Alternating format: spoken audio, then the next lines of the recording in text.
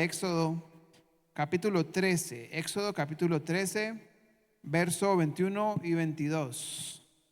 Dice de la siguiente manera: y Jehová iba delante de ellos de día en una columna de nube para guiarlos por el camino, y de noche en una columna de fuego para alumbrarles, a fin de que anduviesen de día y de noche. Nunca se apartó de delante del pueblo la columna de nube de día, ni de noche la columna de fuego.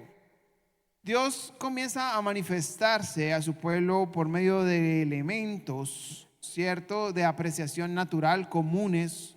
El fuego, una nube es algo normal. Pero lo que nosotros tenemos que notar aquí es de que lo importante no eran los elementos. Y lo importante que vamos a exponer el día de hoy no es esa vara, ese manto, sino que Dios está allí, sino que el Espíritu Santo está comprometido en el asunto. Para que cada una de las cosas que exponemos aquí tenga sentido, el Espíritu Santo tiene que estar presente. Es el que da la esencia a cada una de las cosas. Entonces, siempre eso es un recordatorio de que Dios está presente. Por eso me gusta mucho el lenguaje que se utiliza, porque dice: nunca se apartó, nunca la nube dejó de estar. Y vamos a entrar fuertemente el día de hoy a exponer, para que todos los que han venido el día de hoy con una aflicción, con una necesidad, con una dificultad, siempre tengan en cuenta que Dios no se va a apartar.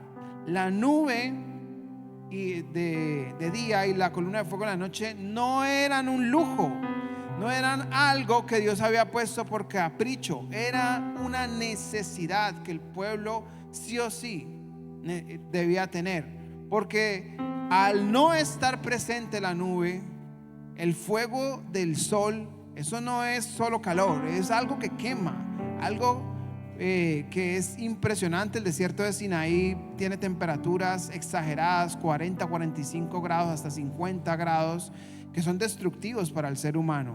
Ustedes se imaginan un pueblo camine por medio de un desierto a temperaturas tan exageradas. Si uno va a la tienda y vuelve a la casa seco, ahora con temperaturas de 40, 45 grados, sería algo abrasador. Por ende, Dios pone algo que el pueblo necesita, ¿ya? Cada uno de los elementos es algo que el pueblo no pidió, pero que Dios sabe que eran de primera necesidad. Por eso también es notable saber de que nosotros incluso a veces no pedimos y Dios pone las cosas que necesitamos delante de nosotros. Eso es lo hermoso. Por eso también dice que Él alimenta a las aves del cielo, Él viste a los lirios del campo.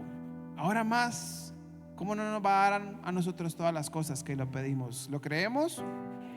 Ahí nos vamos despertando poco a poco. Estírese, pégale un codazo al lado si se está durmiendo.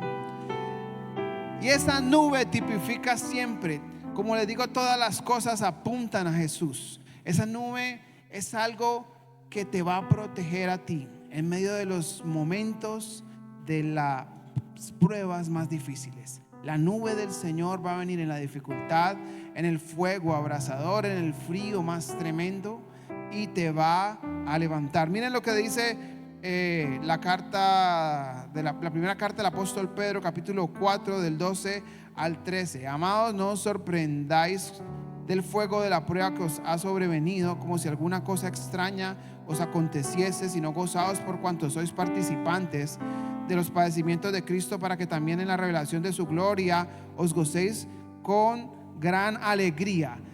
Cuando estás en un fuego de prueba que viene, la nube te cubre, no te deja quemar. Cuando estás en el frío de la soledad que viene, la columna de fuego para encender tu corazón, para encender tu vida, para que no te congeles.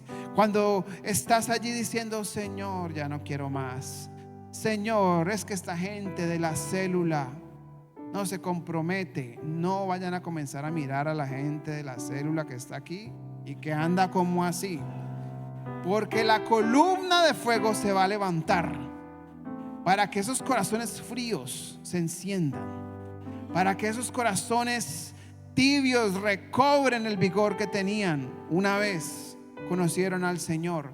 Porque todos estos elementos son un recordatorio que Cristo está presente y que va a volver a llevarnos a las primeras cosas. Y esa nube direccionaba al pueblo hacia la tierra prometida.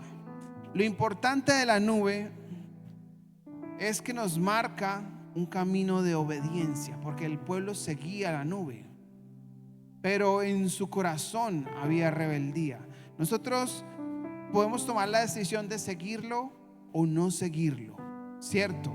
Ustedes se pueden decir: oh, qué majestuosa muestra Dios está haciendo, porque esto es lo que teológicamente se llama una teofanía, que es cuando Dios se manifiesta de forma física en algún elemento o en algún ser. ¿Ya?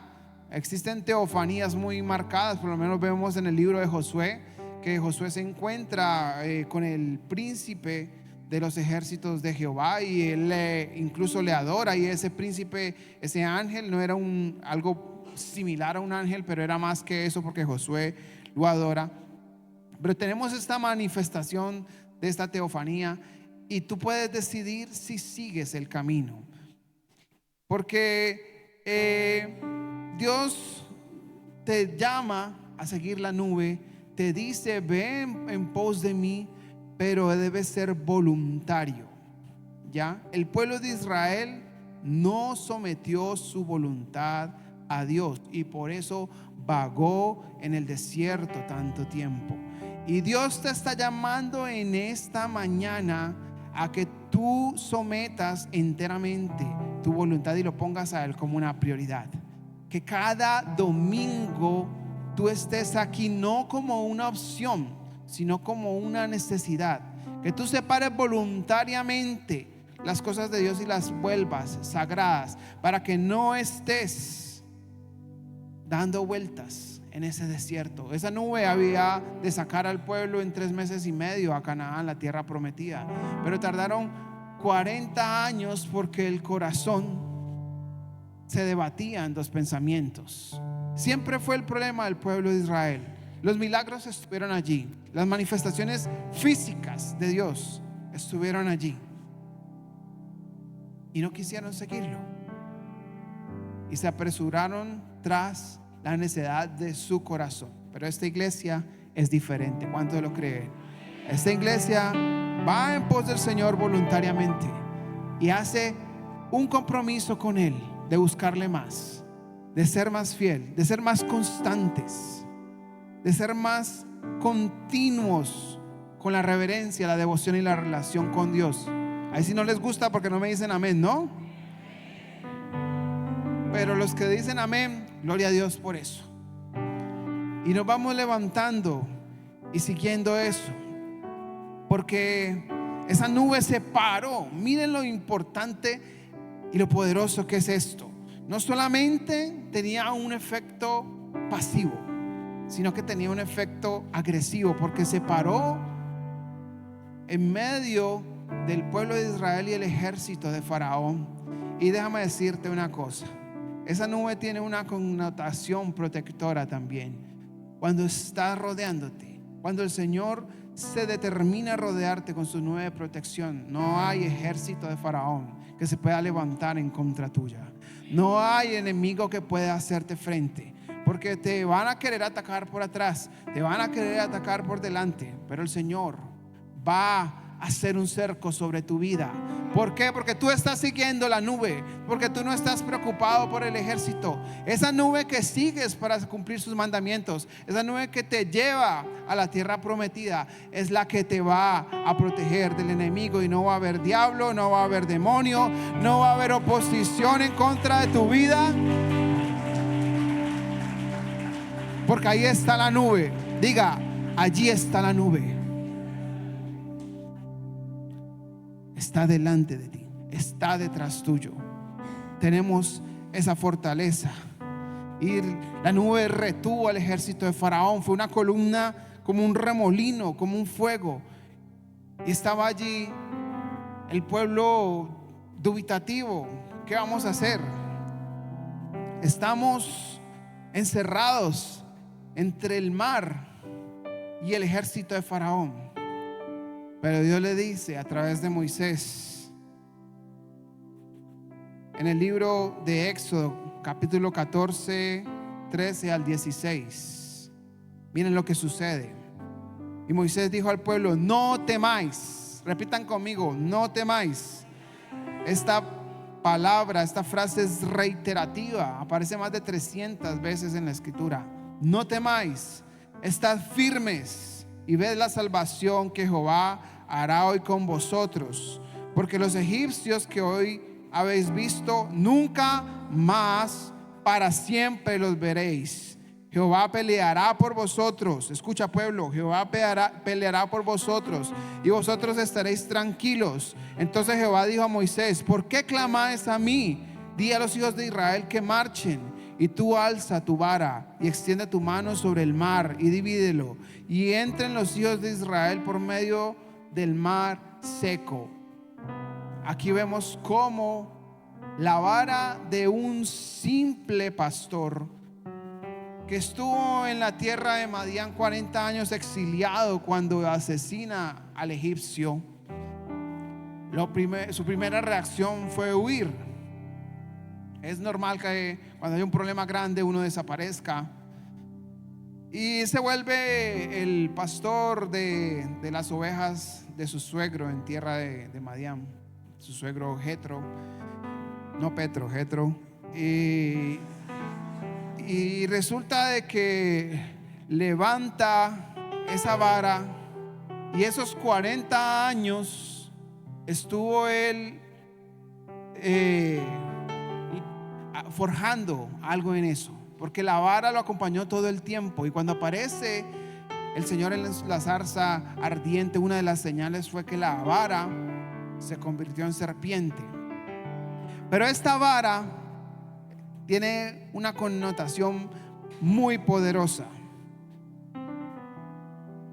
Lo más notable aquí, para ir ampliando, fue que el mar se abre cuando él levanta la vara. Dios estaba direccionando su poder a través de la vara. No es la vara, no es la nube, recuerden, es Dios que está presente.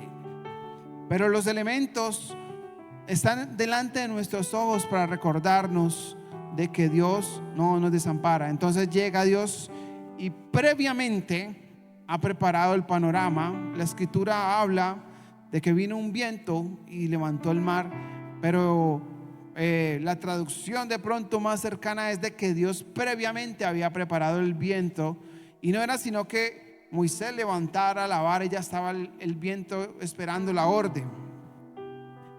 Lo más importante de eso, o lo que más me asombra a mí, no es que solamente el mar se haya abierto, sino que el poder que Dios envió secó la tierra.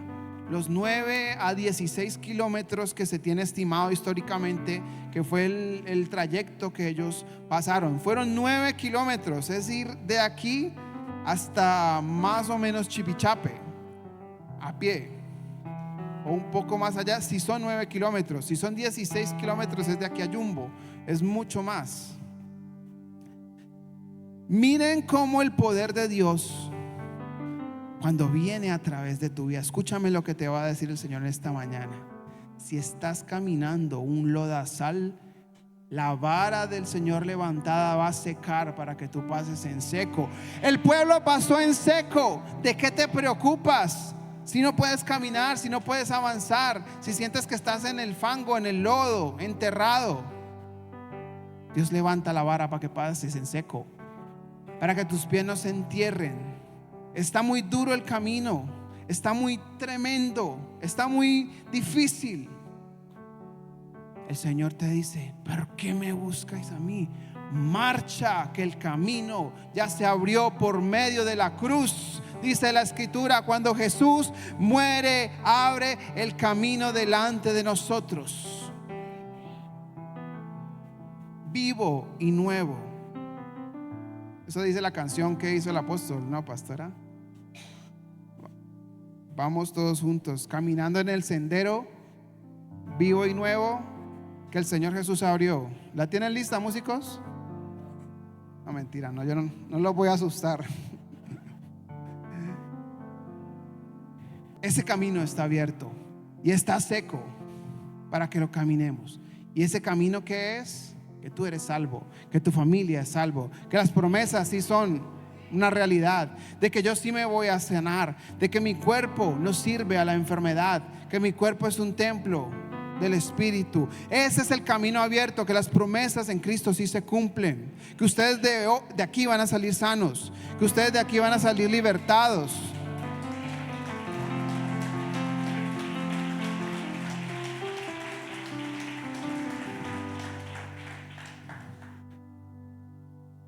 Y resulta de que la vara de Moisés él no tenía que hacer contacto con ninguna cosa y producía milagros. Pero la vara también significa algo también poderoso. Me encanta el significado de la vara. Por favor, podemos ir al libro de Isaías capítulo 11, versículo 1 y 2, y lo ponemos en pantalla y vamos a leerlo. Dice: saldrá una vara del tronco de Isaí, y un vástago retoñará de sus raíces, y reposará sobre él el espíritu de Jehová, espíritu de sabiduría y de inteligencia, espíritu de consejo y de poder, espíritu de conocimiento y de temor de Jehová. La vara significa una línea de descendencia también, porque dice la vara y saldrá. Aquí está haciendo la promesa de que Dios habría de levantar de la línea de Isaí al rey David y posteriormente al Mesías, al Señor. Y les voy a decir algo muy importante también. Yo me puse a analizar qué tiene que ver esto con las generaciones, y es de que Dios, cuando levanta la vara, bendice las generaciones, cuida las generaciones y las guarda. Les voy a decir por qué. Usted acompáñeme brevemente al libro de Esther capítulo 8, versículo 3 al 8. Mientras lo ponemos en pantalla, hay que llevarle café al de las pantallas. Hoy sí está juicioso, nos ha dormido el día de hoy. Esther 8, 3 en adelante. Volvió luego Esther a hablar delante del rey y se echó a sus pies, llorando y rogándole que hiciese nula la maldad de Amán, Agageo y su designio que había tramado contra los judíos. Entonces el rey extendió a Esther el cetro de oro. Paréntesis acá, la palabra cetro significa vara imperial, ya, es la vara real. El cetro de oro, y Esther se levantó y se puso en pie delante del rey y dijo: si place al rey, si ha hallado gracia delante de él, si le parece acertado al rey y yo soy agradable a sus ojos, que se dé orden escrita para revocar las cartas que autorizan la trama de Amán, hijo de Amedata, Agageo, que escribió para destruir a los judíos que están en todas las provincias del rey. Porque ¿cómo podré yo ver el mal que alcanza a mi pueblo? ¿Cómo podré yo ver la destrucción de mi nación? Respondió el rey Asuero a la reina Esther y a Mardoqueo el judío: he aquí, yo he dado a Esther la casa de Amán, y a él han colgado en la horca por cuanto extendió su mano contra los judíos. Escribid pues vosotros a los judíos como bien os pareciere en nombre del rey, y selladlo con el anillo del rey, porque es un edicto que se escribe en nombre del rey, se sella con el anillo del rey, no se puede ser revocado. Esto es lo que les va a decir el Señor esta mañana. Si el diablo tramó destruir tus generaciones, la vara del rey se levanta para decir: no van a perecer. Esther creyó en un Dios que había de guardarle, que había de guardar su genealogía, que había de guardar su pueblo. Así que si el enemigo viene a decir: me voy a llevar tus hijos, me voy a llevar tu familia, tú vas a decir: el rey ya extendió el cetro sobre mí para que mi familia sea salva, para que mis generaciones sean salvas en Cristo Jesús. ¿A cuánto les está hablando el Señor esta mañana? No se podrá levantar porque sabe que dice el Salmo 23:4: aunque ande en valle de sombra de muerte, no temeré mal alguno, porque tú estás conmigo, y tu vara y tu cayado me infunden aliento. Por más edictos de destrucción, de muerte, de maldad que haya en contra de tu vida, el Rey te aprobó. El Rey apunta a ti con su vara, con su cetro. Y nuestro Rey ya no es un siervo sufriente que agachaba la cabeza. Cristo ha sido coronado en toda gloria y en toda majestad, y gobierna sobre las alturas y sobre toda potestad y sobre todo principado y sobre todo nombre que se nombra, y para que toda lengua confiese que Jesucristo es el Señor. Ese es el que apunta hacia ti, a tu favor. Ese es el que aprueba a tus generaciones para que no se pierdan. Y voy a hacer también aquí algo, a poner un ítem que se me olvidó en el título, que es la onda. Hoy vamos a darle duro al diablo. Yo creo que me estoy poniendo con ganas. No ignoramos las maquinaciones del enemigo, por eso tenemos que desnudarlo. Resulta que en el primer libro de Samuel, en el capítulo 17, nos habla de que David está en una treta con el gigante. Ustedes ya saben que va al arroyo y saca 5 piedras lisas y las prepara en su zurrón, en su saco pastoril, y lleva una onda. David era muy diestro para quebrarle los vidrios a los vecinos.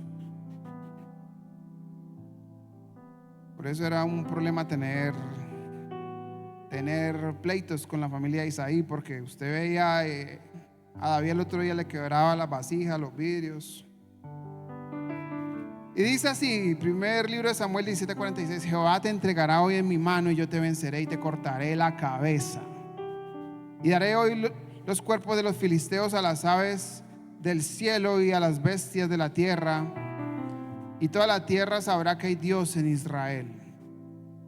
Y sabrá toda esta congregación que Jehová nos salva con espada y con lanza, porque de Jehová es la batalla, y Él los entregará en nuestras manos. Y aconteció que cuando el filisteo se levantó a echar y echó a andar para ir al encuentro de David, David se dio prisa y corrió a la línea de batalla contra el filisteo. Y metiendo a David su mano en la bolsa, tomó de allí una piedra y la tiró con la honda, e hirió al filisteo en la frente, y la piedra quedó clavada en la frente y cayó sobre su rostro en la tierra. Aquí había en versículos anteriores está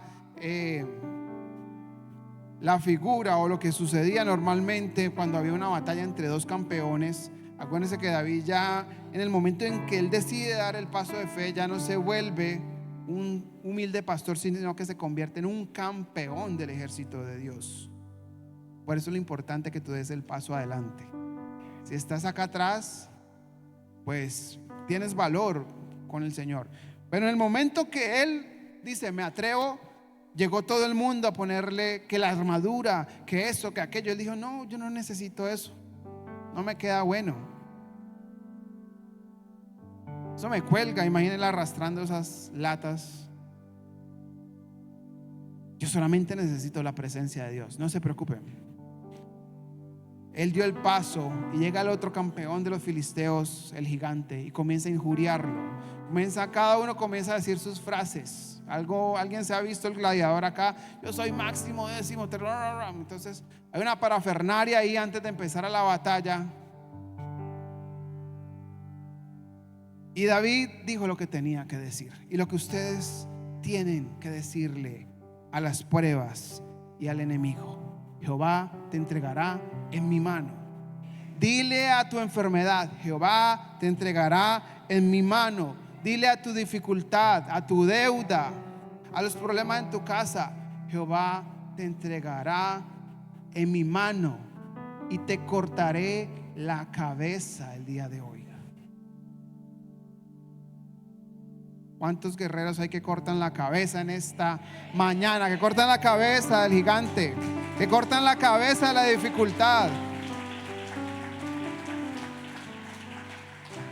Pero no se quede temblando en la silla, dé el paso, mi hermano, el compromiso. Yo me atrevo a creer que en algún momento David pudo haber dicho: ¿en qué rayos me metí? Pero Dios ya te ha ido preparando para que el día de hoy creas de que cosas sobrenaturales van a ocurrir, por difíciles que parezcan.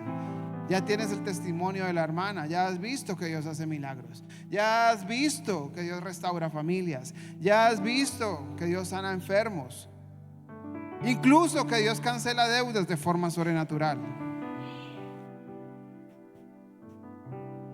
Tienes las muestras, el testimonio y las señales de que Dios está involucrado en el asunto.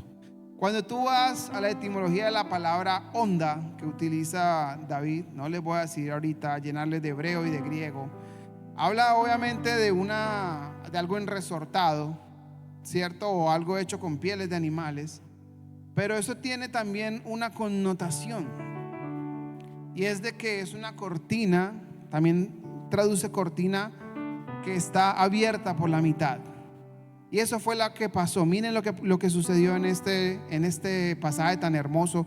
Y es de que Satanás había puesto unas barreras. Había puesto a través de la voz malediciente del filisteo: bla, ustedes van a morir, venga, pasen esta raya. A ver, ¿quién no se va a intimidar con un hombre de 3 metros?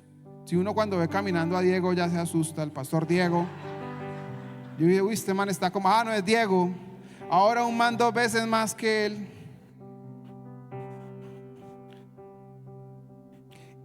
Aún personas monstruosas.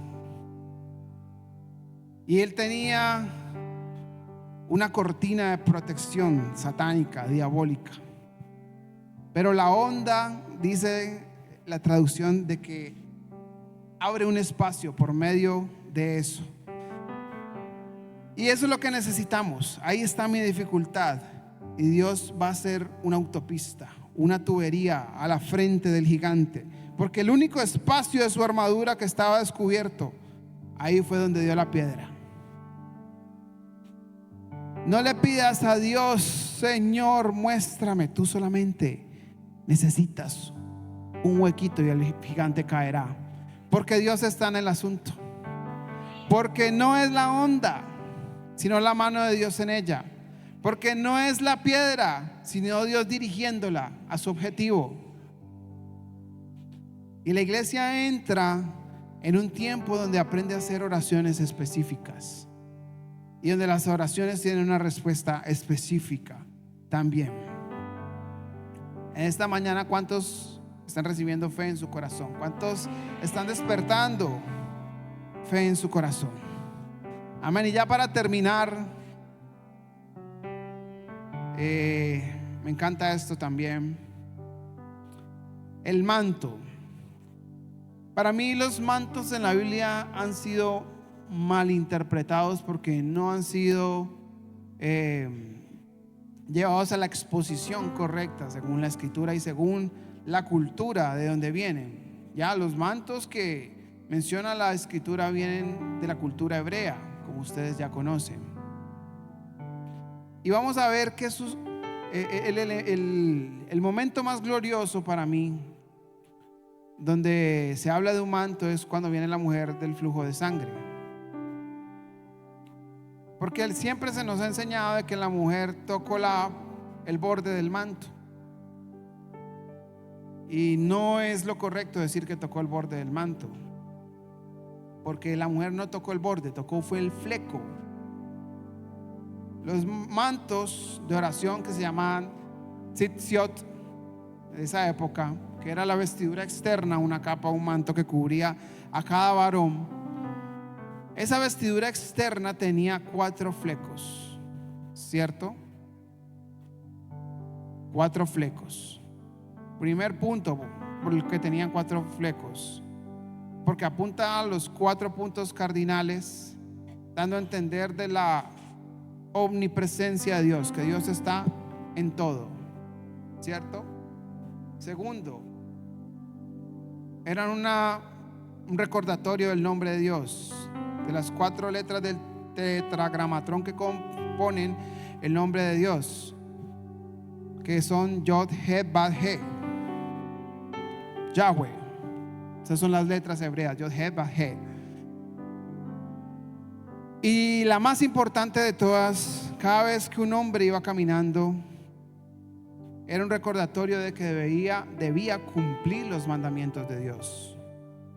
Por eso estaban hechas con nudos y con un hilo azul. Ese hilo azul era algo muy costoso, era algo muy caro, pero era obligatorio que la llevaran. No era fácil conseguir el hilo azul en esa época, porque se necesitaba moler casi 10,000 caracoles, que eran los que producían esa tintura.